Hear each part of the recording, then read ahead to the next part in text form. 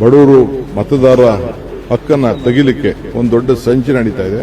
Vote ಹೋಯ್ತು ಅಂತಂದ್ರೆ ನಾಳೆ ಬೆಳಗ್ಗೆ ಅವ್ರು ಯಾರು ಬಸ್ಸಲ್ಲಿ ಓಡಾಡೋಕ್ಕಾಗಲ್ಲ, ಐಡೆಂಟಿಫಿಕೇಶನ್ ಕಾರ್ಡ್ ಇರಲ್ಲ, ಅವ್ರಿಗೆ ಯಾವುದು ಪೆನ್ಷನ್ಗಳು ಸಿಗಲ್ಲ, old age pension, widow pension, Gruhalakshmi, Gruha Jyothi, ಇವೆಲ್ಲ ಏನೇನು ಕಾರ್ಯಕ್ರಮ ಇದೆ ಅದು ಯಾವುದು ಸಿಗಲ್ಲ. ಬಡವರ ಮತಗಳನ್ನ ತೆಗೆಯೋದಕ್ಕೆ ಎಸ್ಐಆರ್ ಮೂಲಕ ಸಂಚು ಮಾಡಲಾಗಿದೆ. ಅದರ ಬಗ್ಗೆ ಎಚ್ಚರಿಕೆಯಿಂದ ಇರಬೇಕು. ಹಾಗೆ ನಮ್ಮ ಪಕ್ಷದ ಕಾರ್ಯಕರ್ತರಿಗೆ ಇದನ್ನ ನಾನು ಹೇಳಿದ್ದೀನಿ ಅಂತ ಡಿಸಿಎಂ ಡಿಕೆ ಶಿವಕುಮಾರ್ ಹೇಳ್ತಿದ್ದಾರೆ. ಎಸ್ಐಆರ್ ಬಗ್ಗೆ ನಮ್ಮ ಶಾಸಕರು ಬಿಎಲ್ಎಗಳಿಗೆ ಜಾಗೃತಿ ಮೂಡಿಸೋ ಕೆಲಸ ಮಾಡ್ತಿದ್ದೀವಿ. ಅದಕ್ಕಾಗಿ ಸಭೆ ಕರೆಯಲಾಗ್ತಾ ಇದೆ. ಎಸ್ಐಆರ್ಗೆ ಈಗಾಗಲೇ ದಿನಾಂಕ ಘೋಷಣೆಯಾಗಿದೆ.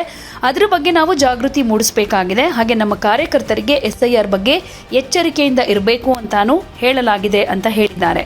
ಎಸ್ಐಆರ್ ಈಗ ಕರ್ನಾಟಕ ರಾಜ್ಯದಲ್ಲಿ ಅನೌನ್ಸ್ ಆಗಿದೆ. ಬಹಳ ಪ್ರಮುಖವಾದ್ದು.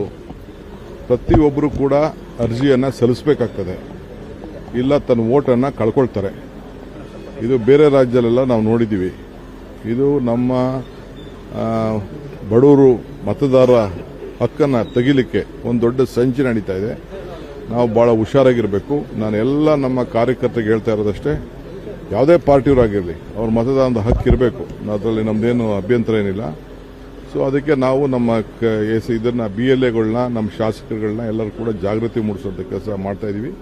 ಅದಕ್ಕೆ ಅವ್ರಿಗೆಲ್ಲ ಕರೀತಾ ಇದೀವಿ. ಯಾಕೆಂದರೆ ನೋಟಿಫಿಕೇಶನ್ ಎಲ್ಲ ಬಂದಿದೆ, ಡೇಟ್ ಫಿಕ್ಸ್ ಆಗಿದೆ, ಪ್ರತಿಯೊಬ್ಬರು ಅರ್ಜಿ ಕೊಡಬೇಕಾಗಿದೆ, ದಾಖಲೆ ಕೊಡಬೇಕಾಗಿದೆ.